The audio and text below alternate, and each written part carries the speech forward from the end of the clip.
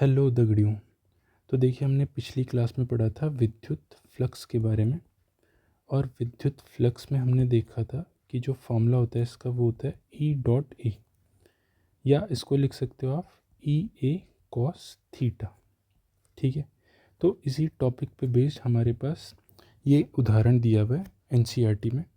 तो देखो क्या बोल रहे हैं कि दिए हुए चित्र में विद्युत क्षेत्र अवयव ई एक्स इज इक्वल टू है अल्फा एक्स की पावर हाफ, और ई वाई और ई जेड की वैल्यू ज़ीरो है, जिसमें अल्फ़ा की वैल्यू हमें ये दे रखी है।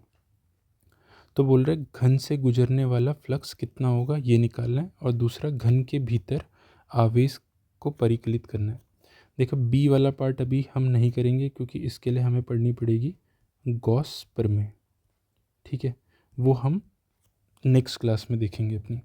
तो अभी हमें देखना है कि घन से गुजरने वाला फ्लक्स कितना होगा।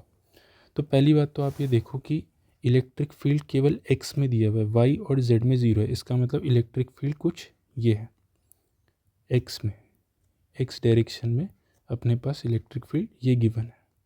ठीक है, दूसरा हमें घन की भुजाएं दे रखी है, यहाँ से यहाँ कितना है ए। साथ में ये भी दे रखा है कि यहाँ से यहाँ तक का जो डिस्टेंस है वो भी कितना दे रखा है, वो भी है ए। अब ये बताओ आप, देखो घन की सरफेस को देखो, आप घन की सतह देखनी है अपने को। एक सतह ये, दूसरी सतह ये, तीसरी सतह ये हो गई, चौथी ये, पांचवी ये, और छठी सामने हो जाएगी।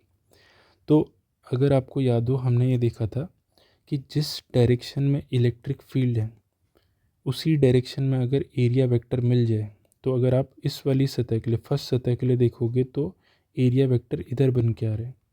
तो एरिया वेक्टर और इलेक्ट्रिक फील्ड दोनों के बीच में जो एंगल है, विद्युत क्षेत्र और क्षेत्रीय सदिश जो है उसके बीच में जो एंगल है वो कितना है, ज़ीरो। इसी तरीके से दूसरी सतह को अगर आप देखोगे तो इसका क्षेत्रीय सदिश बनेगा इधर। हमेशा जो 3D सतह होती है उसके लिए जो आपका क्षेत्रीय सदिश है वो बाहर की दिशा में बनता है, लेकिन यहाँ पे अगर आप इलेक्ट्रिक फील्ड देखोगे वो इस दिशा में, लेकिन क्षेत्रीय सदिश इसके विपरीत दिशा में। मतलब दूसरी सतह के लिए थीटा की वैल्यू 180 हो जाएगी। फिर तीसरी के लिए देखोगे तो ऊपर बनेगा, तो यहाँ 90 हो गई। चौथी के लिए भी 90। इसी तरीके से पांचवी और छठवीं सतह के लिए ये जो अपने पास थीटा की वैल्यू होगी वो कितनी हो जाएगी, 90। तो अब हमें निकालना है कुल फ्लक्स कितना होगा। तो कुल फ्लक्स अगर मैं निकालूं तो कुल फ्लक्स के लिए इसको बोल देते हैं फाई नेट हमें निकालना है। और इसकी वैल्यू कैसे आएगी, φ1 प्लस φ2 प्लस φ3 φ4 φ5 और φ6। ठीक है, लेकिन अगर आप देखो कि φ1 पहली सतह के लिए थीटा की वैल्यू 0, दूसरी सतह के लिए थीटा की वैल्यू कितनी है, 180। लेकिन बाकी सभी सतहों के लिए, इन सारी सतहों के लिए जो थीटा की वैल्यू है वो कितनी है, 90, और cos 90 की वैल्यू 0। इसका मतलब ये और ये चारों के चारों अपने पास जो आंसर देंगे वो कितना देंगे, 0। तो हमारे पास सिर्फ φ1 और φ2 बचता है। तो φ1 की वैल्यू आप क्या लिखोगे, ये लिखोगे ई ए कॉस 0, जबकि φ2 की वैल्यू आप क्या लिखोगे, ई ए कॉस 180। लेकिन यहाँ पे आपको ध्यान ये देना है, देखो इलेक्ट्रिक फील्ड की वैल्यू हमें गिवन है, ये दे रखी अल्फ़ा एक्स की पावर हाफ। तो मैं यहाँ पे वैल्यू रख रहा हूँ अल्फ़ा एक्स की पावर, देखो अल्फ़ा एक्स की पावर हाफ, ये हमारे पास इलेक्ट्रिक फील्ड है।